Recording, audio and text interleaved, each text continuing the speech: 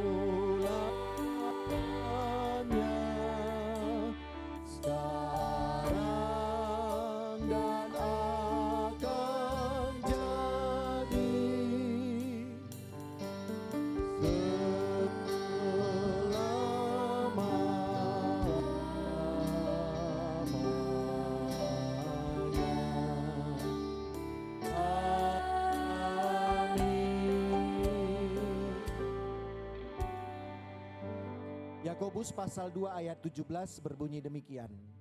Demikian juga halnya dengan iman. Jika iman itu tidak disertai perbuatan, maka iman itu pada hakikatnya adalah mati. Amin, amin, amin.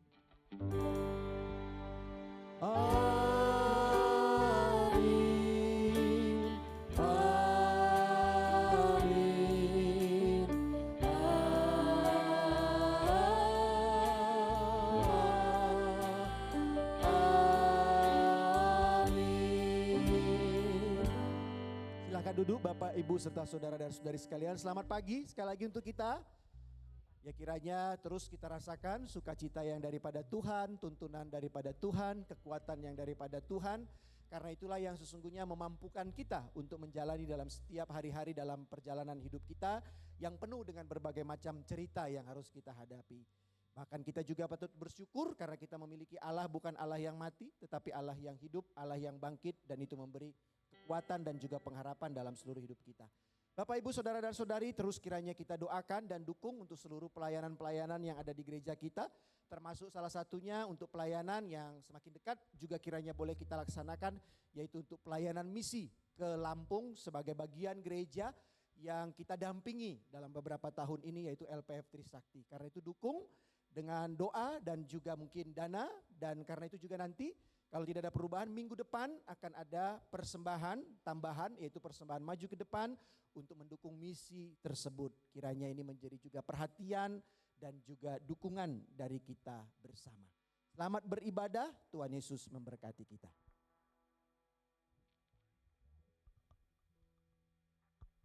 Shalom Bapak Ibu Saudara sekalian. Shalom. Untuk memulai ibadah kita, mari kita renungkan kebaikan Tuhan. Kita mau sembah Tuhan, mari kita naikkan pujian, nyanyian kita ke Tuhan kita, Allah kita. Mari kita naikkan lagu Manis Kau Damai.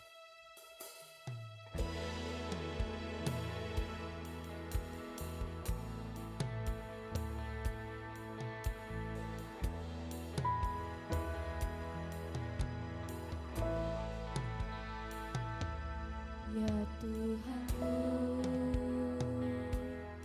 aku hendak bernyanyi bagimu selama aku hidup.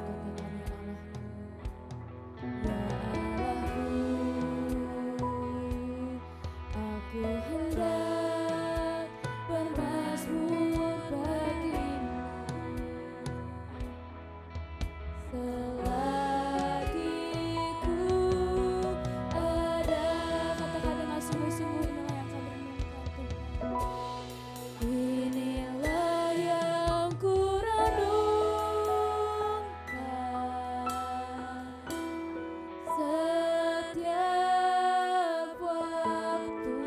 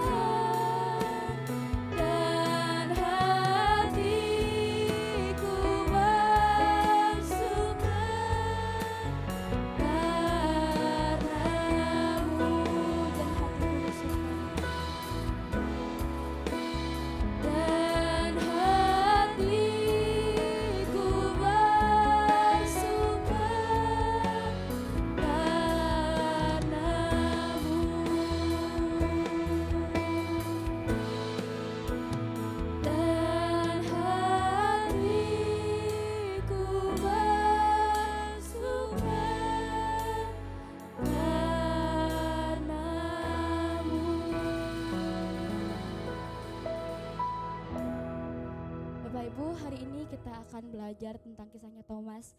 Kita sama-sama tahu ya Bapak Ibu, Thomas sebelum melihat langsung Tuhan Yesus yang mungkin merasa ragu. Mungkin kita juga di tengah-tengah kehidupan kita sering merasa ragu ya Bapak Ibu. Tapi melalui lagu yang akan kita naikkan, kita mau sama-sama belajar untuk tidak pernah ragu akan kesetiaan Tuhan. Mari kita bangkit berdiri, kita mau sama-sama naikkan lagu denganmu Tuhan. Mari Bapak Ibu kita boleh bertepuk tangan, kita bersemangat, mari kita sambut Tuhan.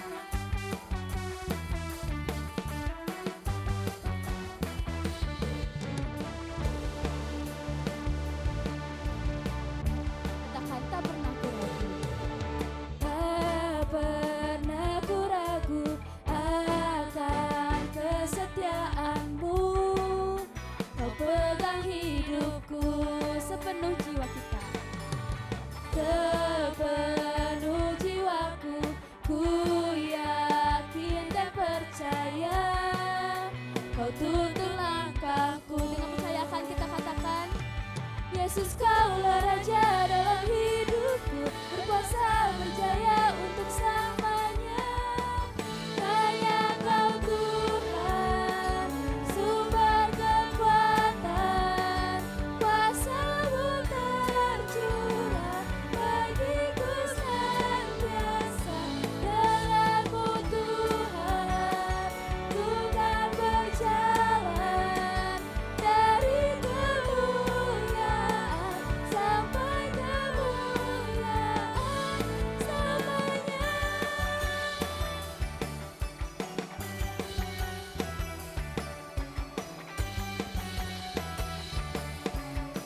Lagi tak pernah ku ragu, tak pernah ku ragu akan kesetiaanmu. Dia yang pegang hidup kita, Kau pegang hidupku sepenuh jiwaku, sepenuh jiwaku, ku yakin dan percaya. Kau tuntun langkahku, Yesus kaulah Raja dalam hidupku, berkuasa berjaya untuk selamanya. Hanya Kau Tuhan, sumber kekuatan, kuasa-Mu tercurah bagiku senantiasa. Denganmu Tuhan, ku kan berjalan dari kemuliaan sampai kemuliaan selamanya.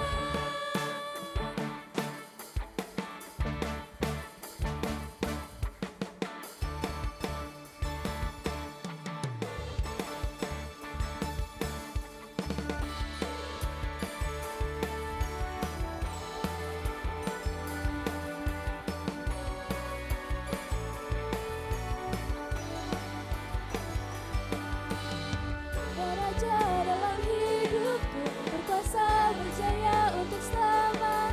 Yesus kaulah Raja dalam hidupku, berkuasa berjaya untuk selama. Katakan hanya Kau Tuhan, hanya Kau Tuhan, sumber kekuatan, kuasa-Mu tercurah bagiku senantiasa. Denganmu Tuhan, ku kan berjalan dari kemuliaan sampai kemuliaan. Hanya Kau Tuhan, sumber kekuatan, kuasa-Mu tercurah bagiku senantiasa. Denganmu Tuhan, ku kan berjalan dari kemuliaan sampai kemuliaan, dari kemuliaan sampai kemuliaan, dari kemuliaan sampai kemuliaan selamanya.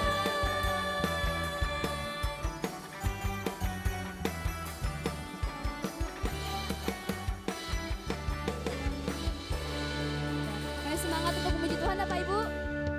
Ya, Thomas sebelumnya tidak percaya karena tidak melihat, tapi kita mau sama-sama belajar untuk tak percaya walaupun tidak melihat. Mari kita naikkan lagu Allah Sanggup.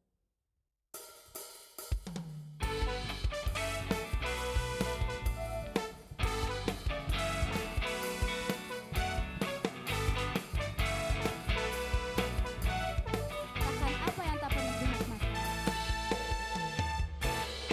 Apa yang tak pernah dilihat mata, yang tak pernah didengar telinga, yang tak pernah timbul dalam hati, yang tak pernah timbul di dalam hati, semua disediakannya bagi yang mengasihi Dia.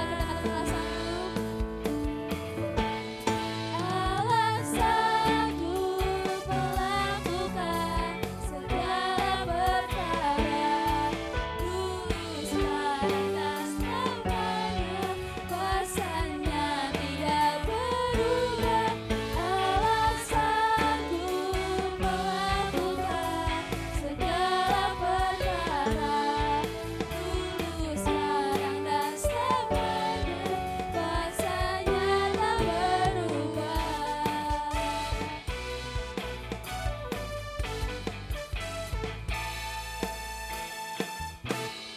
Apa yang tak pernah dilihat mata, dan tak pernah didengar telinga, dan tak pernah timbul di dalam hati, semua disediakan Tuhan. Semua disediakannya bagi yang mengasihi Dia.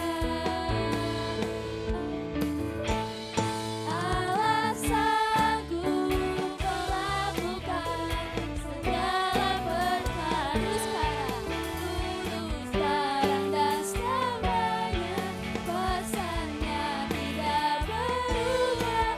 Allah sanggup melakukan segala perkara, dulu sekarang dan selamanya, kuasanya tak berubah.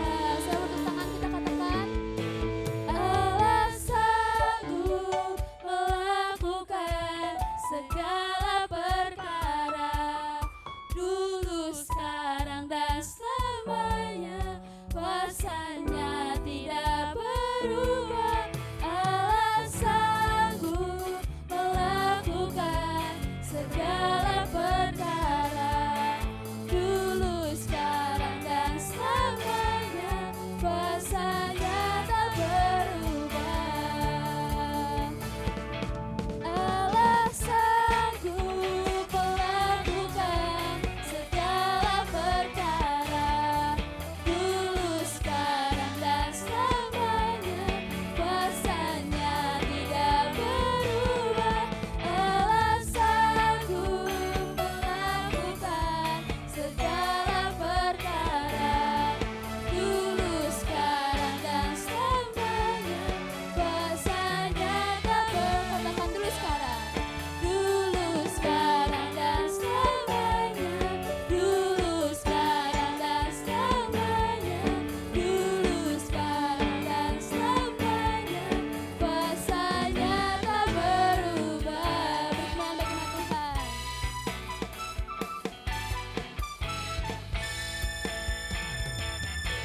Sekarang kembali duduk Bapak Ibu.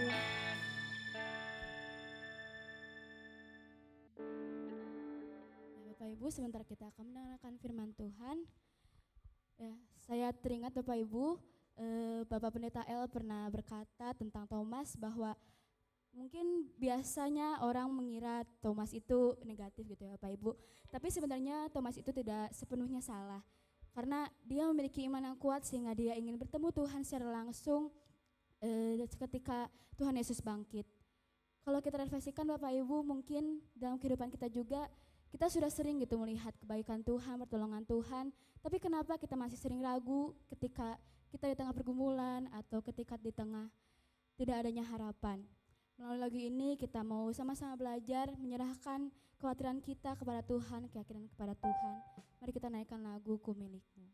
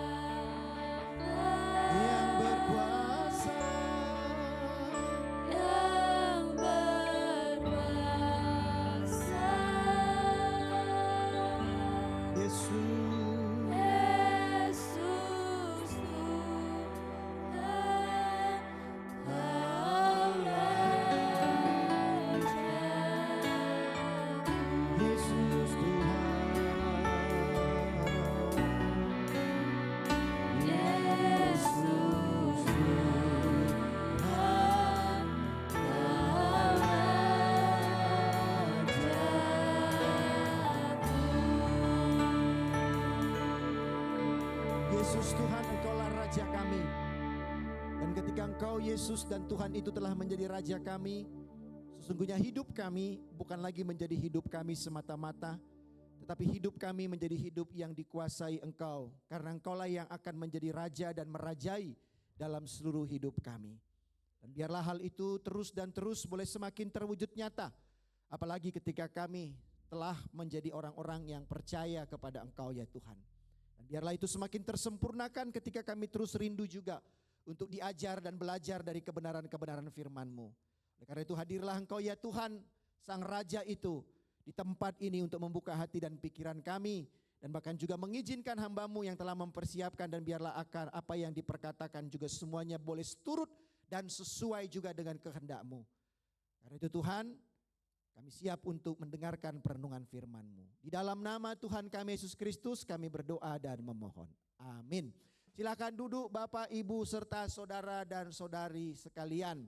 Tema kita pada minggu ini, ya pasca daripada peristiwa Paskah, masih berkaitan tentang hal itu, yaitu Ya Tuhanku dan Allahku, yang diambil dari Injil menurut Yohanes, ya Injil Yohanes di pasalnya yang ke-20.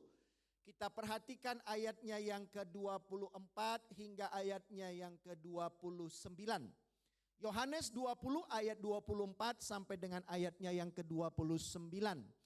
Kita dapat memperhatikannya dan saya akan menolong untuk membacakan kepada kita sekalian.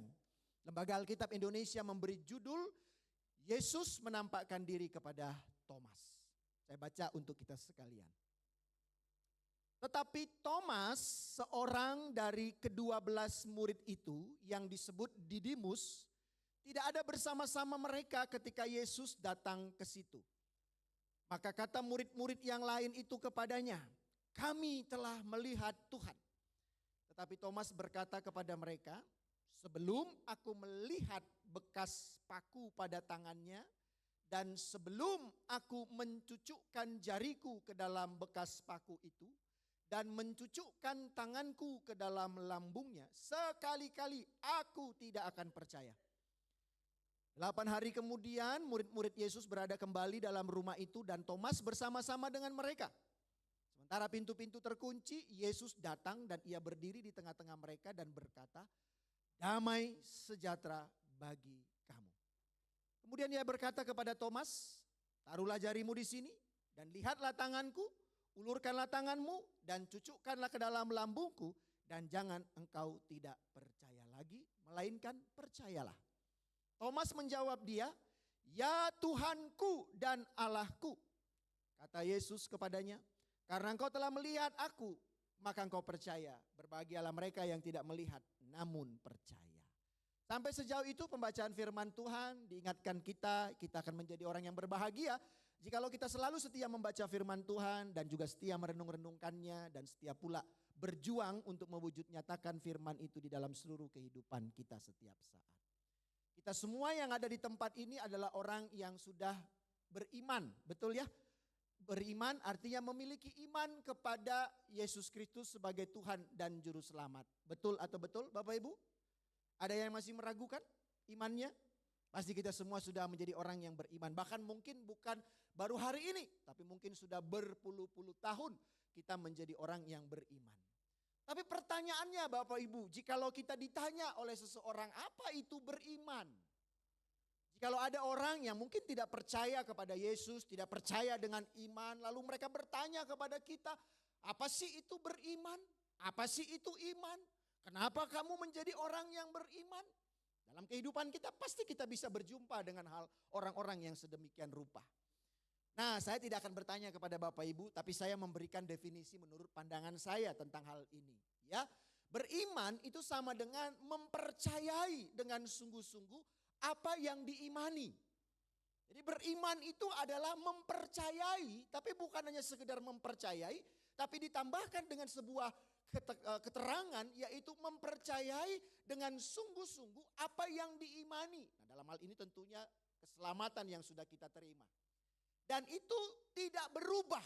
Kalau berubah-ubah itu tentunya bukan orang yang beriman Bapak Ibu. Tapi beriman itu adalah mempercayai dengan sungguh-sungguh apa yang diimani. Dan tentunya itu tidak berubah walaupun apa yang terjadi dalam kehidupan. Tapi kalau orang sedang dalam keadaan sukacita, ia percaya beriman sungguh-sungguh. Tapi ketika sedang bergumul, ia tidak lagi menjadi percaya kepada Tuhan yang dia imani itu, maka ini menjadi sesuatu yang tidak dapat dikatakan sebagai seorang yang beriman. Ya, mempercayai dengan sungguh-sungguh apa yang diimani dan tentunya tidak berubah walaupun apa yang terjadi dan juga serta diwujudkan atau dilakukan hal itu sampai akhir kehidupan. Sampai the end. Ini bagi saya Bapak Ibu sebuah definisi yang coba saya renungkan tentang apa sih itu beriman. Jadi beriman itu memang dimulai dari mempercayai. Tapi bukan hanya sekedar mempercayai bahwa ada kota Bandung, tidak. Tetapi sungguh-sungguh mempercayai di situ. Ada Ranca Manyar, ada Kopo Island gitu ya. Yang beberapa hari ini masuk di media sosial itu Kopo ini menjadi pulau katanya. Karena banjir gitu ya. Tapi bukan hanya sekedar itu, tapi betul-betul mempercayai dengan sungguh-sungguh apa yang diimani itu dan tidak berubah. Dan diharapkan itu sampai akhir kehidupan. Jadi karena itu Bapak Ibu, beriman itu sesuatu yang sangat fundamental, sangat mendasar dalam kehidupan kita.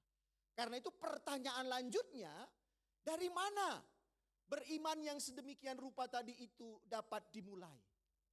Dari mana beriman yang mempercayai sungguh-sungguh itu dan tidak berubah dengan apapun yang ada dalam hidup ini, dipercayai sampai akhir kehidupan di dunia ini. Dari mana itu dimulai? Kita perlu menemukan titiknya Bapak Ibu, titik startnya. Dari mana kita bisa menjadi orang yang mempercayai dengan sungguh-sungguh? Apakah hanya dengan langsung percaya saja? Ya udah percaya, Tuhan sudah menyelamatkan. Ya wes, aku percaya, wes. Apakah hanya dengan demikian Bapak Ibu? Udah gak usah tanya, gak usah lagi diselidiki. Yes, pokoknya aku percaya. Apakah hanya itu saja jalannya kita bisa menjadi orang yang sungguh-sungguh? Ternyata tidak Bapak Ibu. Ternyata tidak hanya dengan kita percaya saja, ya wes percaya, tidak perlu menyelidiki, tidak. Tetapi dalam teks bacaan kita ini, hal yang lain itu juga bisa ditemukan tentang iman yang sungguh-sungguh itu. Ternyata beriman yang sungguh-sungguh itu tadi dan sampai akhir hidup itu juga bisa dimulai dengan sebuah keraguan. Jadi keraguan itu bukan menjadi sesuatu dosa, bukan menjadi sesuatu yang salah.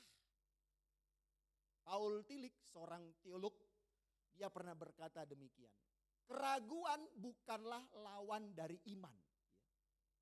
Jadi jangan sekali-sekali kita juga melabelkan orang yang ragu itu sedang tidak beriman.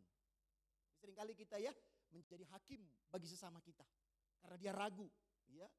Tapi Paul Tillich, ini seorang teolog, dia berkata keraguan bukanlah lawan dari iman.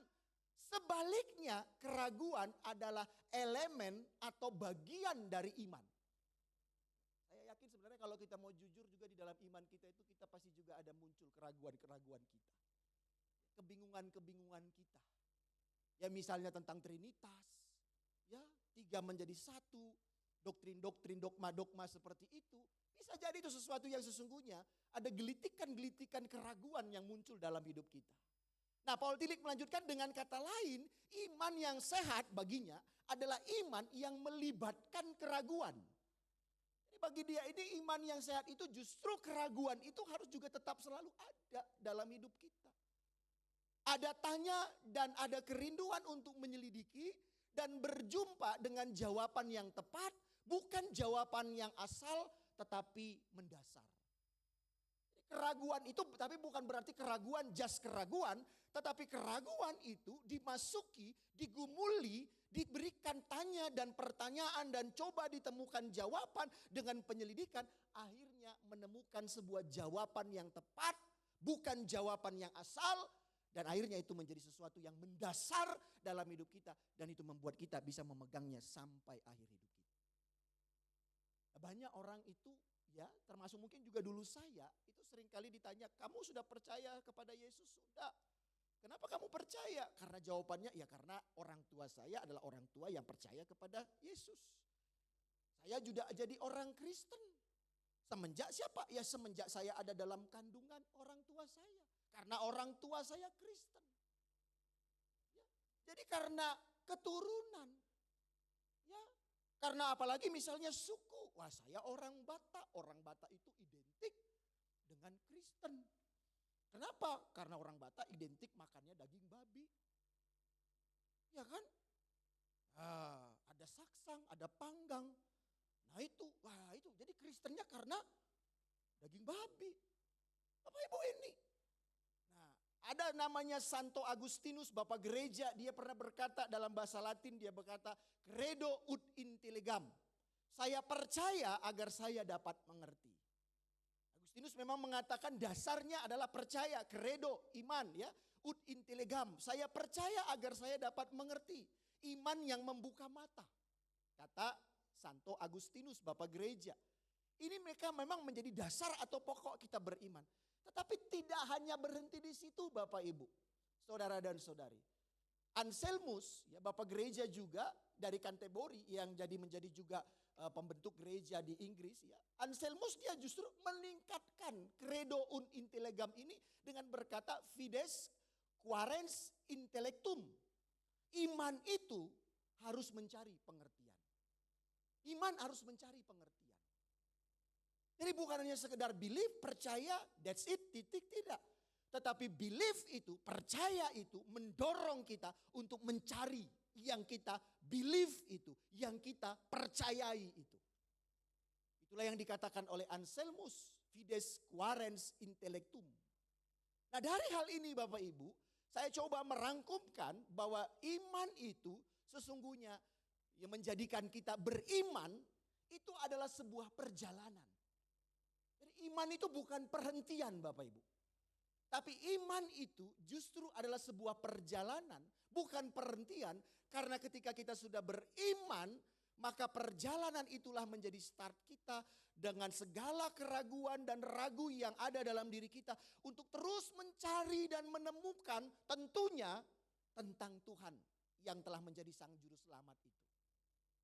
Kalau tidak menjadi sebuah perjalanan Bapak Ibu, iman kita itu hanya menjadi iman kuno. Iman yang usang.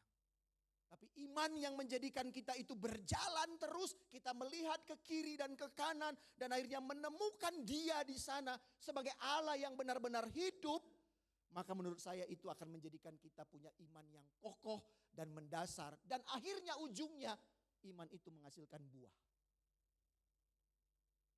Pertanyaan mendasarnya Bapak Ibu, apa tujuan daripada kita beriman kepada Tuhan? Tidak lain dan tidak bukan, sesungguhnya bukan hanya sekadar kita percaya kita sudah diselamatkan. Tapi ketika engkau beriman, sesungguhnya iman itu harusnya menghasilkan buah. Pertanyaannya, sudah seberapa banyak kita menjadi orang percaya itu menghasilkan buah? Sudah seberapa banyak kita menjadi orang Kristen itu menghasilkan buah? Karya, pemberitaan Injil, menyampaikan kabar baik itu. Bahwa Tuhan sudah menyelamatkan, Tuhan sudah datang, Tuhan sudah bangkit. Evangelion itu. Kenapa tidak banyak Bapak Ibu? Karena tadi itu kita hanya sekedar percaya. Jadi artinya iman kita itu hanya untuk kita kekep bagi diri kita sendiri. Tapi iman yang sesungguhnya dalam perjalanan itu akhirnya akan berujung dengan menghasilkan buah. Nah, kembali kita melihat teks bacaan kita Bapak Ibu. Dari situ kita coba punya lensa untuk melihat teks bacaan kita ini dengan tokohnya tadi yang dikatakan yaitu Thomas. Teks bacaan kita ini adalah kisah tentang pasca kebangkitan Yesus, ya. Jadi masih bernuansa tentang kebangkitan Yesus. Di mana Yesus melakukan beberapa kali perjumpaan-perjumpaan setelah dia bangkit dengan para murid sebelum ia naik atau kembali ke asalnya, yaitu nanti melalui peristiwa kenaikan yang kita peringati. Jadi teks kita ini kemarin juga minggu yang lalu itu juga bicara tentang pasca kebangkitan ketika Yesus menampakkan dirinya kepada Maria Magdalena. Nah, teks kita ini juga bicara masih di seputaran itu. Tapi rupa-rupanya Bapak Ibu Saudara dan Saudari, peristiwa kebangkitan Yesus itu ternyata belum 100% diyakini oleh orang banyak. Termasuk murid-muridnya. Jadi artinya belum 100% diyakini Yesus itu sudah bangkit. Termasuk murid-muridnya yang sudah notabene bersama dengan Yesus dan tentang peristiwa kebangkitan ini adalah bagian yang sudah diceritakan Yesus sebelum ia mati. Bahwa pada hari yang ketiga aku akan bangkit. Tapi ternyata belum percaya. Masih ada orang yang ragu walaupun itu nempel langsung dengan Yesus. Jadi berita tentang kebangkitan dia nanti pada hari ketiga itu bukan didengar dari orang lain. Tapi dari mulut Yesus sendiri pun sudah disampaikan khususnya kepada para murid yang hidup bersama dengan dia selama kurang lebih 3 tahun. Tapi ternyata 100% murid-murid itu belum kompak dan percaya bahwa Yesus itu bangkit. Itu coba kalau kita lihat Bapak Ibu. Dan termasuk di dalamnya salah satunya adalah Thomas. Thomas. Yang kita kenal dengan diberi julukan yaitu Thomas si peragu. Itu julukan itu muncul di kemudian, ya, bukan pada saat itu. Ya, ini julukan yang sering dimunculkan ketika melihat teks ini lalu diberilah label Thomas si peragu. Tahukah kita Bapak Ibu Saudara dan Saudari, ragu itu dalam bahasa Yunani artinya distaso. Terdiri dari 2 kata yaitu dis, 2, stasis, berdiri. Jadi orang yang ragu itu sesungguhnya adalah orang yang sedang berdiri di dalam 2 sisi. Jadi satu di sini kakinya. Itu orang yang ragu. Dan itu baik sebenarnya Bapak Ibu. Artinya ini masih punya kesempatan. Karena dia masih ada di sini, ada di sini. Ya, tentunya harapan kita yang satu mungkin kaki keraguannya ini, itulah kesempatan kita untuk menariknya ke dalam keyakinan di tempat ini. Jadi karena itu kembali saya katakan, keraguan itu bukan hal yang hina. Tapi keraguan itu justru adalah kesempatan. Thomas itu sedang ada dalam distaso. Dia ada di dalam 2 sisi, kakinya satu di sini, satu di sini. Ini orang yang sedang bingung sebenarnya. Kalau ada orang bingung, jangan dibingung-bingungkan lagi Bapak Ibu. Kadang-kadang kita ini justru ngambil kesempatan ya. Wah, ini orangnya bingung, tak bingung-bingungkan lagi. Justru orang yang bingung itu adalah panggilan kita untuk memberikan pencerahan bagi dirinya. Tahukah kita tadi si Aprilnya udah hilang yang lahir di bulan Mei. Ya. Dia tanya, hari ini tentang Thomas ya Pak? Lalu saya bilang, enggak. Hari ini tentang Judas. Hari ini khotbahnya bukan tentang Thomas, tapi tentang Judas. Salahkah saya Bapak Ibu? Tidak salah. Karena nama Thomas itu kalau di Syria itu disebut dengan Yudas. Ya, jadi di Syria itu disebut dengan Yudas. Kalau dalam nama Ibraninya siapa Thomas itu? Didimus. Ya, Didimus itu artinya kembar. Ya, Didimus itu artinya kembar. Siapa kembarannya? Ada yang tahu? Ada yang tahu siapa kembaran Thomas atau Didimus ini? Gak ada yang tahu Bapak Ibu. Jadi gak usah kamu bolak-balik Alkitabmu cari-cari. Cari samping di samping-sampingnya juga. Gak ada disebutkan di situ siapa kembarannya. Tapi bisa jadi kembarannya adalah keraguan. Bagi dalam gereja itu dikatakan Didimus yang artinya kembar. Kembarannya itu adalah keraguan. Bukankah kadang-kadang kita juga punya kembaran keraguan kita juga? Dalam hidup kita ini sesungguhnya kita bukan menjadi orang pribadi yang tunggal, tapi kita juga punya kembaran. Nah, bisa jadi kembaran kita sama dengan Thomas ini, yaitu keraguan.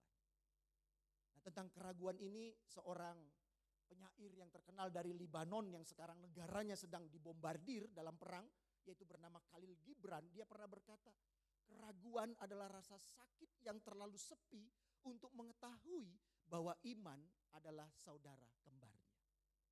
Khalil Gibran itu berkata demikian. Keraguan itu adalah rasa sakit yang terlalu sepi untuk mengetahui bahwa iman adalah saudara kembarnya. Jadi saudara kembar kita itu sesungguhnya adalah keraguan-keraguan dalam hidup kita ini Bapak Ibu. Tapi keraguan itu bukan salah. Dan kita lihat Thomas itu enggak salah. Kenapa? Satu datanya kita lihat. Karena ketika rupa-rupanya ketika Yesus menampakkan diri pada murid-muridnya ya, di ayat 19 sampai dengan ayat 23 di atasnya dalam bacaan kita ini, di situ ditemukan Thomas tidak ada bersama dengan para murid-murid itu. Berapa berarti murid-muridnya? Waktu Yesus itu ketemu, masih 12? Sudah berapa berarti? Dengan Thomas berarti 11 kan? Yang satu sudah kemana? Si Judasnya. Ya yang namanya Judas Iskariot. Sudah bundir dia kan? Sudah bunuh diri. Jadi ada tinggal 10 minus 1 si Thomas enggak ada di situ. Karena itu di ayat 24 ada data yang menunjukkan. Tetapi Thomas seorang dari ke-12 murid itu yang disebut Didimus tidak ada bersama-sama mereka ketika Yesus datang ke situ. Ke situ di mana? Pada waktu yang lampau di ayat 19 sampai ayat 23. Gak ada Thomasnya. Lalu murid-muridnya di ayat 25 nyampein. Kami telah melihat Tuhan. Lalu Thomas menjawab. Sebelum aku melihat bekas paku pada tangannya. Sebelum aku mencucukkan dan seterusnya. Sekali-kali aku tidak percaya. Gak ada, gak yakin aku ragu bahwa Yesus yang kamu sampaikan itu memang benar-benar. Artinya di sini Thomas itu meminta keraguannya itu bukan bilang tidak ada dasarnya Bapak Ibu. Thomas ketika murid-muridnya itu ngomong, kami telah melihat dalam ayat 25, Thomas gak langsung nyaut. Omong kosong. Thomas gak ngomong gitu. Tapi lihat ada keraguan-raguannya yang ingin diyakinkan. Dengan apa? Dia pengen ada 3 hal yang harus dia rasakan dan dia lihat. Yaitu apa? Melihat bekas paku, mencucukkan kalau dalam terjemahan baru kedua yaitu menaruh pada bekas paku jarinya. Ya, dan mencucukkan atau menaruh juga dalam terjemahan baru ke lambung Yesus. 3 hal dia butuhkan.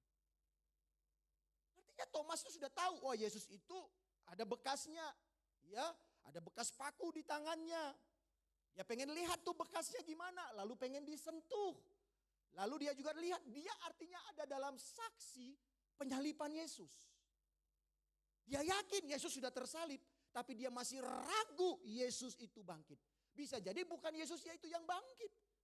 Karena itu dia butuh data yang valid.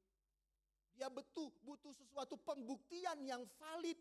Yaitu dengan dia menaruh bekas, melihat bekas paku itu, mencucukkan atau menaruh tangannya pada bekas paku itu, lalu mencucukkan atau menaruh tangannya pada bekas lambung yang ditusuk itu. 3 hal ini yang diperlukan oleh Thomas untuk berubah dari satu kakinya tadi yang ragu itu untuk menjadi kaki yang percaya. Salahkah itu Bapak Ibu Saudara dan Saudari? Salahkah keraguan itu? Tidak. Karena Tuhan pun tidak menyalahkan Thomas. Jadi karena itu julukan Thomas si peragu ini menjadi sesuatu yang sebenarnya menyakitkan. Kalau Thomas dengar.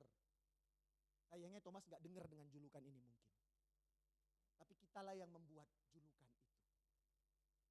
Nah Bapak Ibu Saudara dan Saudari, 3 hal ini diperlukan oleh dirinya untuk meyakinkan berita tersebut. Salahkah itu? Tidak berimankah dia? Sesatkah dia? Stop, jangan menghakimi. Jangan sekali-kali menghakimi Thomas. Kita seringkali juga menghakimi Thomas dan berkata, jangan seperti Thomas yang ragu-ragu. Saya katakan tadi Bapak Ibu, kita punya saudara kembar dalam hidup kita ini sesungguhnya. Yaitu salah satunya adalah keraguan. Siapa di sini yang sudah 100% yakin dan seyakin-yakinnya dengan seluruh kisah perjalanan hidup kita? Pasti masih ada keraguan kita. Pasti masih ada kekhawatiran kita. Pasti masih ada kebimbangan dalam hidup kita. Dan itu adalah saudara kembar kita Bapak Ibu. Nah Thomas di situ.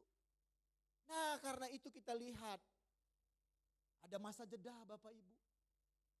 Artinya bukan langsung Tuhan hadir kalau kita baca. Kadang-kadang kita lupa ini ya, bukan sakdet saknyet itu. Keraguan itu dijawab. Kenapa? Kalau kita baca ayat yang ke-26. 8 hari kemudian baru Yesusnya itu datang. Jadi ada masa hari ke-8. Ya, 8 hari kemudian baru. Jadi kadang-kadang keraguan kita itu juga bisa dibiarkan juga Bapak Ibu. Saudara dan saudari. Ya, Tuhan juga tidak langsung menjawab Thomas ya. Kita kadang-kadang pikirin langsung Tuhannya langsung datang ketika mereka sudah bercakap itu. Aku gak percaya langsung muncul. Jangan lupa ayat yang ke-26. 8 hari kemudian murid-murid Yesus berada kembali di rumah itu dan Thomas bersama-sama dengan mereka. Ketika pintu ditutup lalu Yesus masuk. Lalu berkata damai sejahtera bagi kamu. Tapi perhatikan apakah ketika Yesus telah ngomong damai sejahtera bagi kamu. Lalu dia memalingkan mukanya kepada Thomas dan langsung berkata, terkutuklah engkau Thomas. Engkau tidak percaya kepada aku yang bangkit. Aku sudah berkata ini berkali-kali ketika aku hidup. Apakah itu? Tidak. Saya mendramatisir Bapak Ibu. Di ayat yang ke-27 itu adalah sebuah peristiwa kelemah lembutan. Bukan peristiwa amarah karena keraguan dari Thomas atas kebangkitan Yesus. Ayat 27 itu adalah sesuatu yang sangat lemah lembut. Sentuhan yang begitu manis yang Yesus lakukan. Karena itu kalau ada orang ragu, jangan kamu marah-marahi. Jangan kamu bentak-bentak atau bahkan kamu tengking-tengking langsung. Ya kan? Setan keluar. Belum tentu itu setan. Kita ini seringkali semuanya langsung pukul rata ini karena pekerjaan setan. Setannya bingung, aku gak ngapa-ngapain kok aku dibilang. Aku udah jadi setan, tambah setan lagi nih gara-gara kalian. Ya kan? Nah ini Tuhan gak gitu. Coba kita lihat Bapak Ibu. Ayat 27 coba baca dengan lensa yang lemah lembut tuh. Yesus ngomong apa? Thomas, yuk taruhlah jarimu di sini. Ya kan? Tadi Thomas hanya pengen lihat. Tapi Yesus kasih lebih. Ya, taruh jarimu di sini. Lihat tanganku. Lalu ulurkan tanganmu. Cucukkan ke dalam lambungku. Dan jangan engkau tidak percaya lagi. Melainkan percaya ya. Wes ya Thomas. Mulai sekarang kamu jangan gak ragu lagi ya. Ini aku sudah benar-benar bangkit. Ini loh aku itu. Ya, jangan engkau tidak percaya lagi. Jadi artinya Yesus itu bukan berarti dalam kalimat jangan engkau tidak percaya lagi. Bukan berarti Yesus mengelabeli Thomas itu menjadi orang yang betul-betul tidak percaya 100%. Enggak. Ada keraguan di dalam kepercayaan itu. Tetapi ketika ada perjumpaan secara langsung, maka Yesus berkata, ya wis sekarang tenanan yo. Serius yo. Percaya kepadaku. Bapak Ibu, peristiwa ini adalah peristiwa iman. Peristiwa yang luar biasa. Thomas mengalami perjumpaan yang mendalam dengan Yesus yang bangkit itu. Thomas bukan hanya sekedar lagi melihat dengan apa yang diomongkan oleh orang. Thomas bukan lagi hanya sekedar mendengar kata atau pesan dari kebangkitan itu. Tetapi Thomas telah mengalami seperti apa yang dikatakan oleh Agustinus tadi. Credo ut intellegam, aku percaya maka aku sekarang mengerti. Tetapi juga sekaligus ia memasuki dengan fides quaerens intellectum. Iman yang terus mencari pengertian. Buktinya apa Bapak Ibu? Buktinya ini sebagai sesuatu yang diucapkan oleh Thomas yang sering dilabelin orang sebagai seorang peragu. Dengan ia menjadi orang yang pertama sekali berkata, ya Tuhanku dan Allahku. Hu kurios mo kai hoteos mo. Dua label, dua identitas dikeluarkan oleh Thomas. Yang bukan lagi hanya karena dengar-dengar dari orang. Tetapi karena perjumpaan yang mendalam. Thomas berkata, ya Tuhanku dan Allahku. Kurios, eos. Dua identitas kesempurnaan diucapkan oleh Thomas. Bukan ucapan dalam bentuk kekagetan karena Yesus yang hadir. Bukan juga ucapan yang dikeluarkan untuk menyenangkan Yesus yang ada di hadapannya. Tetapi Bapak Ibu, dalam tradisi gerejawi ini adalah pengakuan iman perdana. Thomaslah yang menjadi orang yang juga sebagai murid laki-laki selain Maria dan Magdalena. Thomaslah murid langsung daripada Yesus, bukan Petrus, murid yang dikasihi. Tetapi Thomaslah yang mengungkapkan pengakuan iman perdana yang menunjukkan dalam kalimat, ya Tuhanku dan Allahku itu menunjukkan siapa Yesus itu. Dalam kalimat, ya Tuhanku dan Allahku, Thomas bukan lagi berkata, Yesus itu hanya sekedar manusia. Tetapi dia berkata, Yesus itu adalah Tuhan dan Allah sekaligus. Ini menunjukkan bukan lagi tentang kemanusiaan Yesus. Tetapi melalui mulut Thomaslah menunjukkan bahwa Yesus itu adalah sesungguhnya juga adalah Allah sendiri. Jadi kebingungan tentang inkarnasi Yesus itu, justru Thomas yang memberikan sebuah jawaban. Bahwa dia adalah juga Tuhan dan Allah sekaligus. Jadi bukan dia hanya sekedar manusia. Tetapi Thomaslah yang menyebutkan bahwa Yesus itu adalah Tuhan dan juga Allah yang telah menjelma di dunia ini. Luar biasa Bapak Ibu. Luar biasa, bukan Petrus murid yang dikasihi. Tapi justru orang yang pada awalnya hidup dalam keraguan. Tetapi keraguan itu dimasuki dan diperjumpakan dengan siapa yang dia ragukan. Dan ia keluar menjadi pribadi yang baru.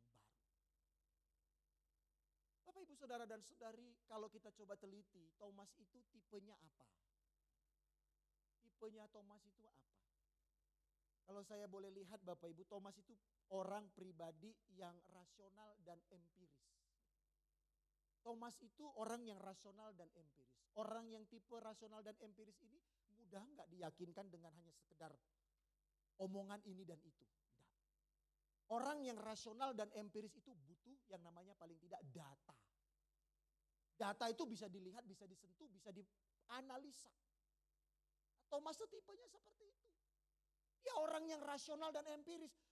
Artinya Bapak Ibu, dalam hidup beriman kita ini, kita juga ada orang-orang yang sedemikian rupa. Yang rasional dan empiris. Karena itu orang yang rasional dan empiris itu, maka sesuatu bagian yang penting dalam hidupnya itu yaitu apa? Akal. Menjadi bagian yang penting. Akal itu bukan di luar dari keimanannya, tapi justru akal itu adalah bagian daripada keimanannya. Karena itu juga berarti iman itu juga berkaitan dengan akal. Dengan pikiran. Jadi jangan ditengking-tengking pikiran kita Bapak Ibu. Seringkali kita sesat-sesat di pikiran, tapi justru ketika ada pikiran kita, maka pikiran kita itu juga menjadi jalan untuk kita berjumpa dengan Tuhan. Ini sudah sering saya sebut ini Bapak Ibu. Kita ini sering tengkar ya dalam hidup beriman ini itu karena kita tidak memahami jalan spiritual orang. Sering tengkar dalam hidup beriman kita ini karena kalau kita lihat ada orang yang menggunakan akal dan rasio lalu kita bilang sesat. Kita sering tengkar gitu Bapak Ibu. Karena itu coba kita belajar dari sebuah buku yang bernama Six Way Being Religious. 6 jalan spiritual. Ini kemarin sering saya pakai untuk pembekalan majelis. Dari Dale Cannon. Ada 6 paling tidak jalan spiritual orang itu Bapak Ibu. Dan itu termasuk diantara kita. Bisa kombinasi 1, 2, bisa juga kombinasi dengan yang lain. Secara cepat saya katakan. Ada orang itu jalan spiritualnya adalah the way of sacred right. Jalan ritus yang sakral. Jadi artinya orang-orang seperti ini itu senangnya dan bisa ketemu dengan Tuhan itu dengan cara ibadah-ibadah yang tertata, dengan ritus-ritus yang tertata, bukan dengan ibadah yang asal nyanyi saja dengan segala macam, dengan liturgi-liturgi yang tertata. Ini ada orang seperti itu. Ada litani-litani, bagi dia bisa berjumpa dengan Tuhan. Kadang-kadang kita seringkali, oh gereja kok ada litani-litanian. Doa kok mesti ditulis-tulis. Tapi ada orang seperti itu. Ada lagi orang yang namanya jalan kedua. The way of right action. Jalan dengan aksi yang benar. Ini ada orang bisa ketemu dengan Tuhan seperti Mother Teresa. Dia tidak mungkin perlu terlalu banyak ibadah. Tetapi engkau hadir di sana. Seperti Pak Cenggolan sama Bu Zevanya ini. Tindakan yang mulia, yang kudus. Ada orang ya jam 3 pagi lagi enak tidur ya Pak. Tiba-tiba ditelepon, udah meninggal si ini.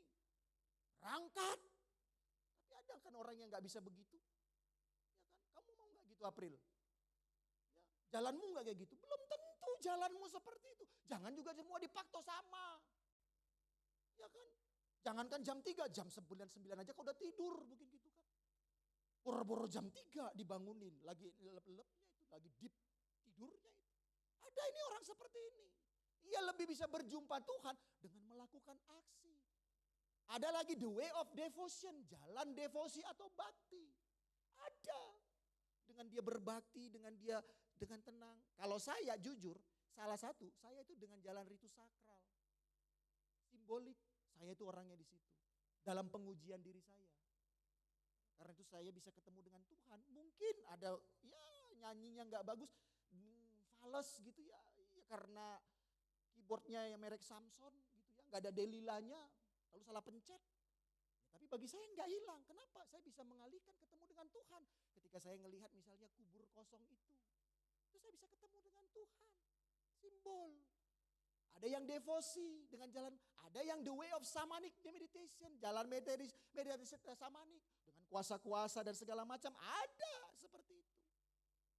The way of mystical question, jalan penelusuran mistik, dan terakhir the way of reason inquiry, jalan nalar dan intelektual.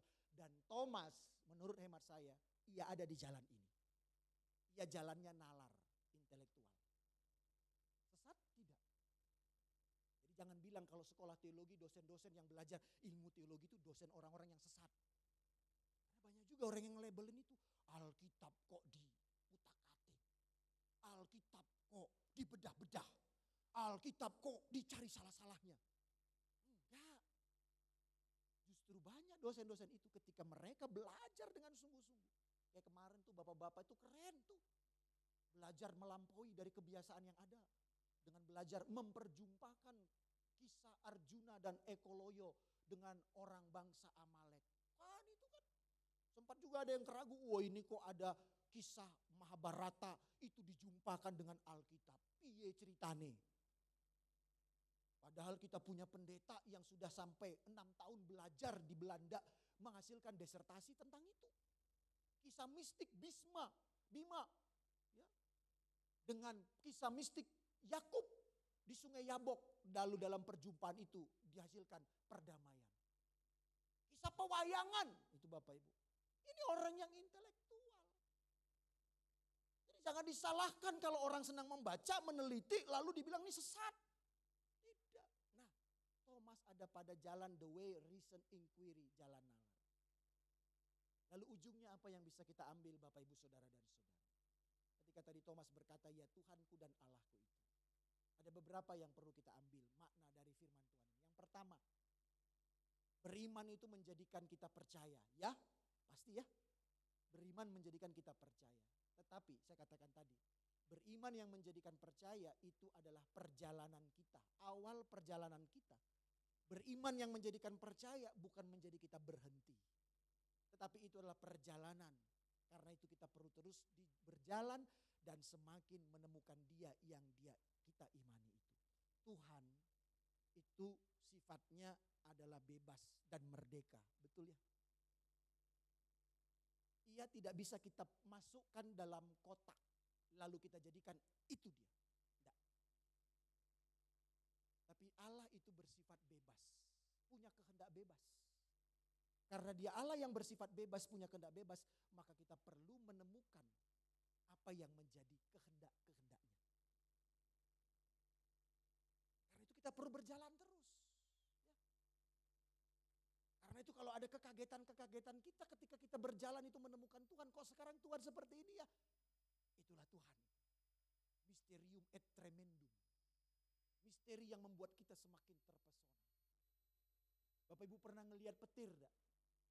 Petir, gudar gitu. Bapak Ibu gimana rasanya? Takut? Tapi kalau orang yang punya pemahaman, itu adalah itulah tadi itu mysterium et tremendum itu. Ketika melihat petir, gudar. Kita melihat sesuatu yang menakutkan tetapi sekaligus bisa mempesona. Tuhan kita bisa seperti itu Bapak Ibu. yang kemudian tidak ada salah semua dengan jalan yang dilalui. Temukan metode spiritual kita. Tapi yang penting dalam apapun yang kita temukan metode spiritual kita, jangan juga kita paksakan kita menjadi seperti Thomas, enggak. Temukan, tetapi yang penting dalam jalan yang kita temukan itu, siapa yang mau kita temukan? Apakah diri kita yang menjadi diri yang kita tunjukkan? Tentunya harusnya tidak. Thomas ketika dia menemukan, ya, ia menjadi seseorang yang tadi masuk dalam penalarannya, akhirnya itu mengubahkan hidupnya. Akhirnya dia pergi dan memberitakan Injil. Karena itu jalan spiritual kita silakan temukan.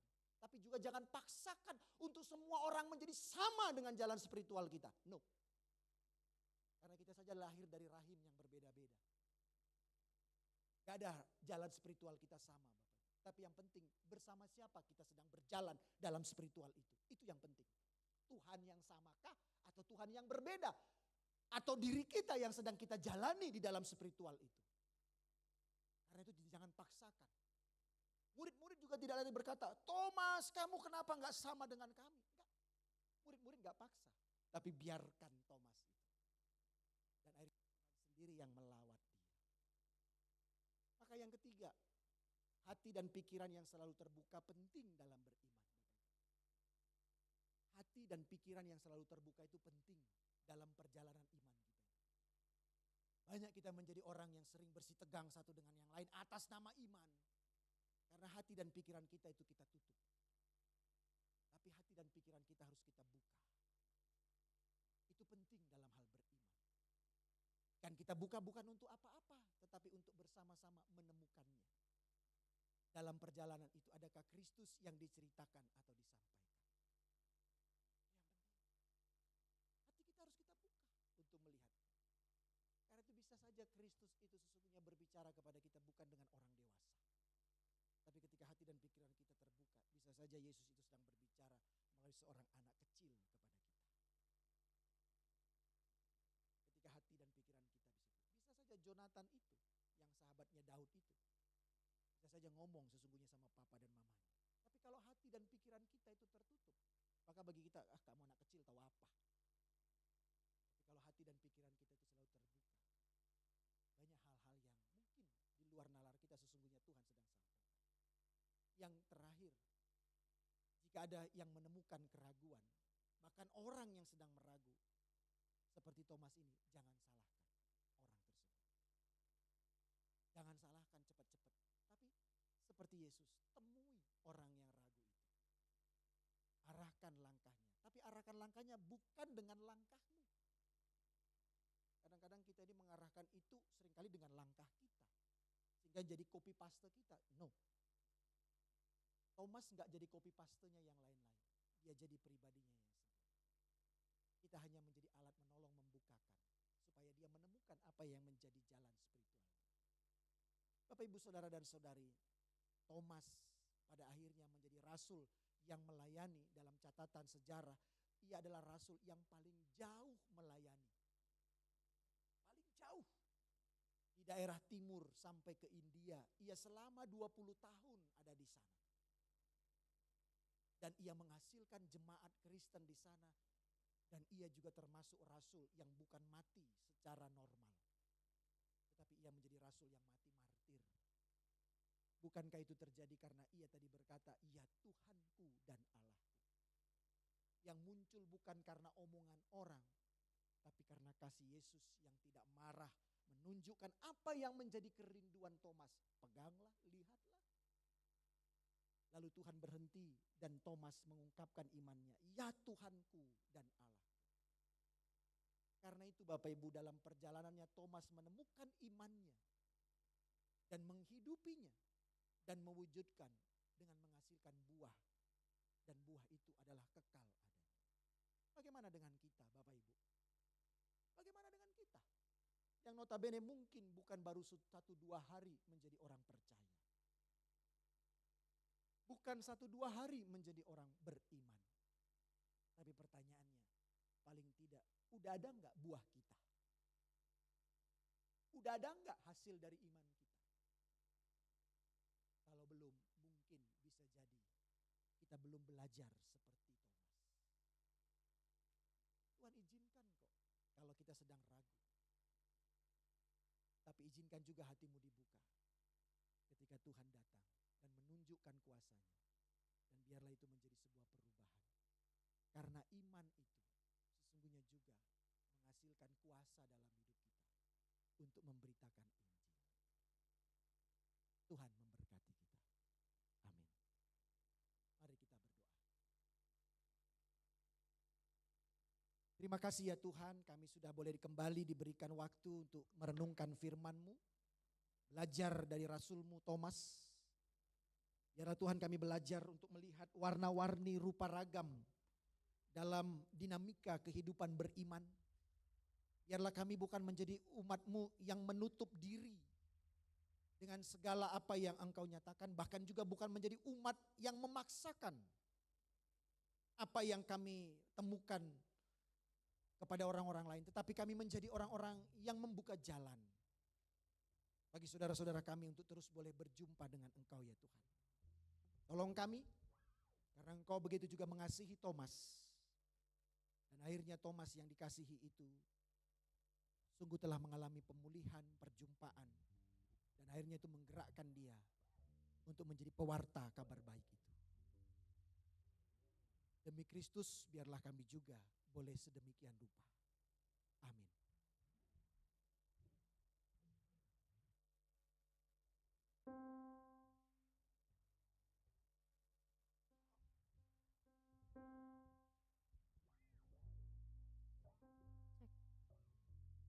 Sebentar kita akan menaikkan doa syafaat. Mungkin di antara kita ada yang datang dengan hati yang berat, dengan beban. Mari kita sampaikan semuanya dalam doa-doa kita kepada Tuhan. Mari kita naikkan lagu sujud di altar.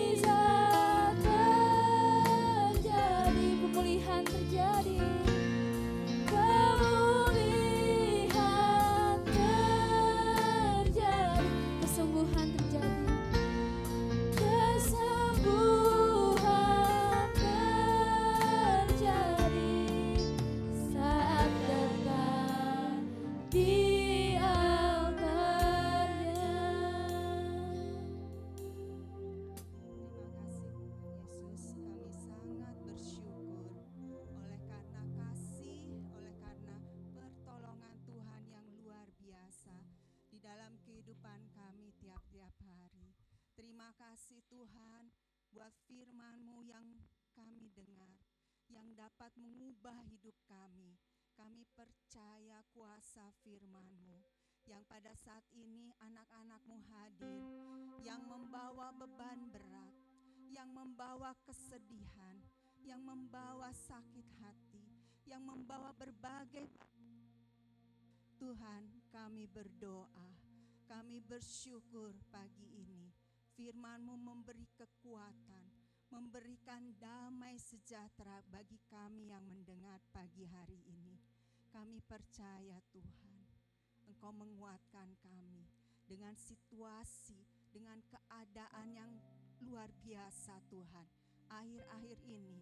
Tapi kami percaya yang Engkau ajarkan pagi hari ini lewat firman-Mu. Ajar kami Tuhan untuk tidak ragu, tetapi untuk kami menghadapi setiap tantangan, setiap keadaan Tuhan akhir-akhir ini yang memang berat. Tetapi kami punya Tuhan Yesus yang begitu besar di dalam hati kami.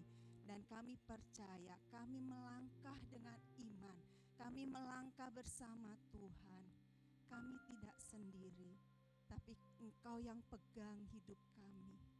Engkau yang berdaulat dalam hidup kami. Kami semua Tuhan, keluarga kami adalah milik Tuhan. Engkau yang pegang hidup kami. Dan kami serahkan hanya dalam tangan Tuhan. Yang sakit pagi ini Tuhan sembuhkan. Yang sakit hati Tuhan pulihkan. Yang dalam masalah Tuhan beri kekuatan. Dan berikan hati yang tetap bersyukur. Tuhan, kami berdoa pagi ini, ampunilah kami. Seringkali kami melupakan untuk kami bersyukur untuk hal-hal yang sederhana, hal yang kecil Tuhan, dengan rutinitas kami sehari-hari. Kasih Tuhan, seringkali melupakan untuk bersyukur kepadamu dengan hal yang sederhana. Tuhan, kami bersyukur pagi ini. Kami mau belajar, bukan melihat masa, tetapi untuk kami belajar bersyukur untuk hal-hal kami, hal-hal yang sederhana, hal-hal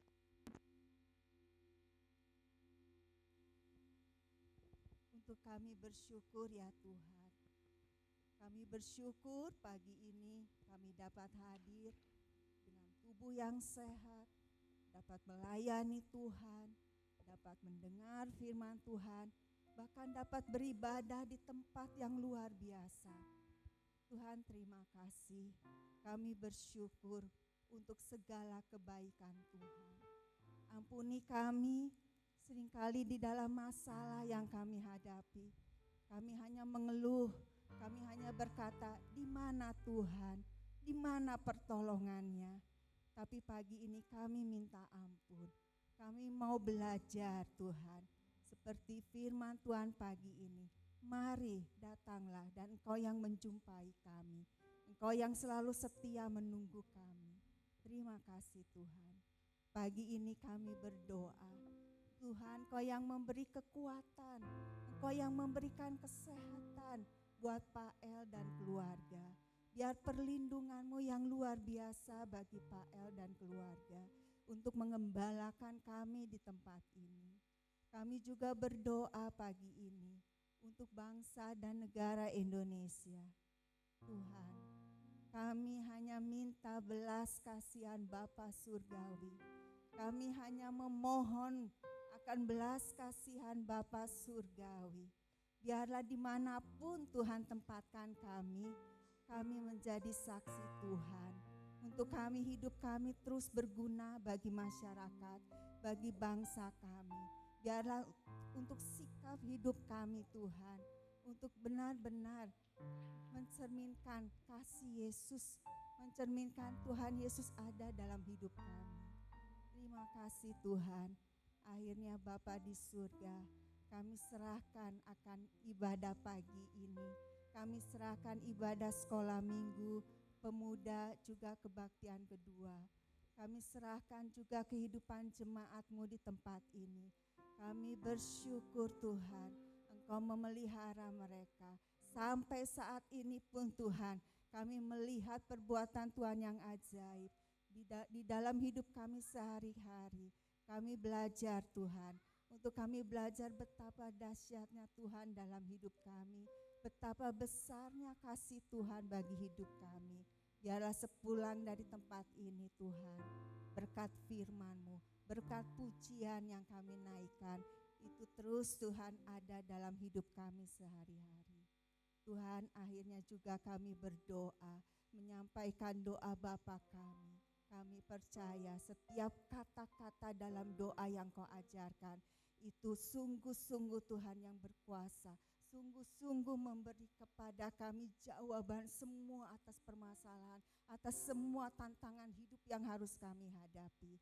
Kami berdoa, Bapa kami yang di surga, dikuduskanlah nama-Mu, datanglah kerajaan-Mu, jadilah kehendak-Mu di bumi seperti di surga.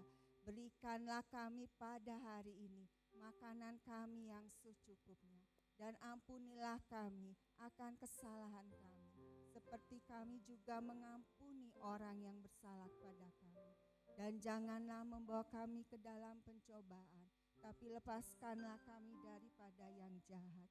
Karena Engkaulah yang empunya kerajaan dan kuasa dan kemuliaan sampai selama-lamanya. Amin. Selanjutnya kita akan berikan persembahan kepada yang bertugas, dipersilahkan. Selanjutnya kita akan mendengarkan juga pengumuman dan warta.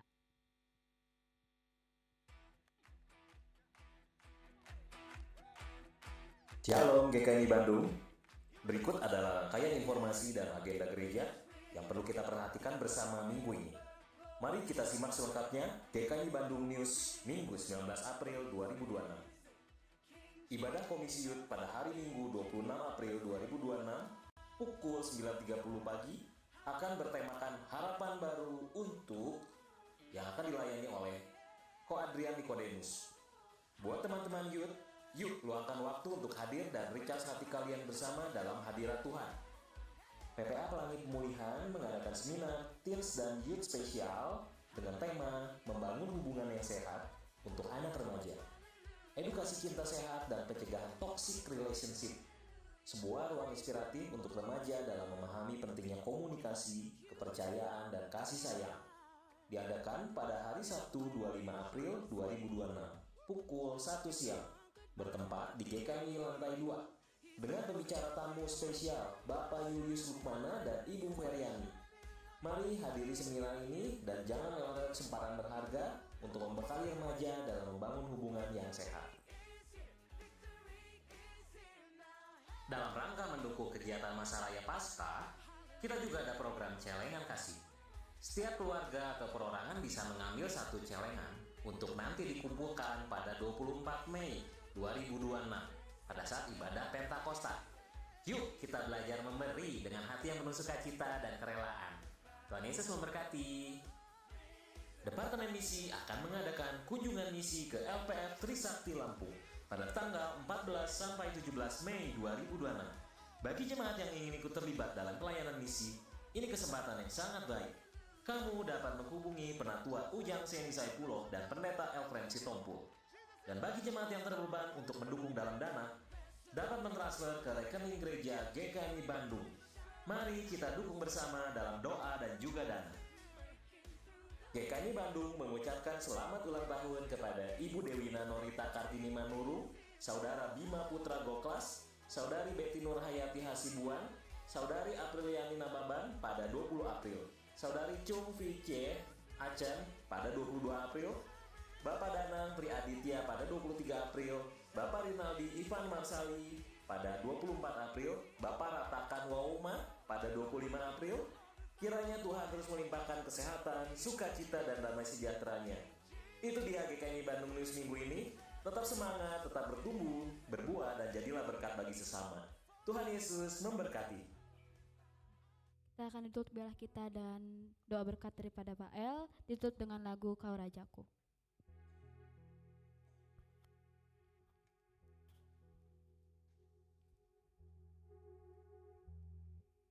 Mari Bapak Ibu kita bangkit berdiri, namun sebelumnya nanti saya sampaikan bahwa mulai hari ini nanti majelis akan ada di bawah untuk mungkin kalau ada Bapak Ibu yang mau ikut ke misi, maka dibuka pendaftaran ya.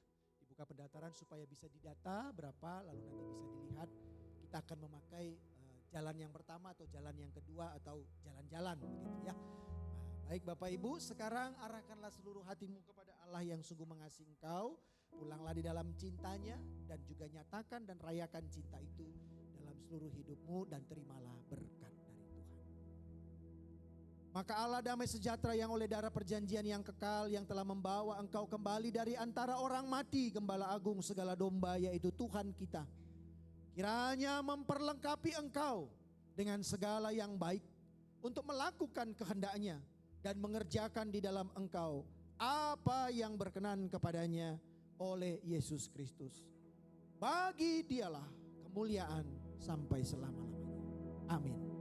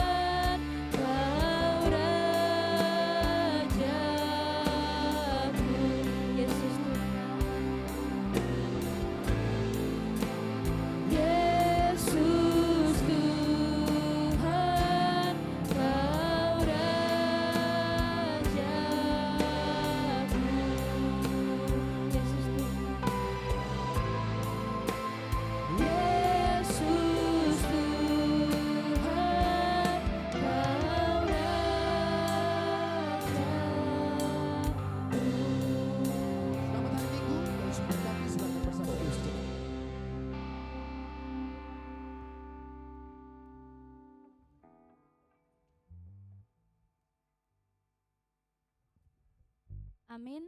Selamat hari Minggu, Tuhan Yesus memberkati.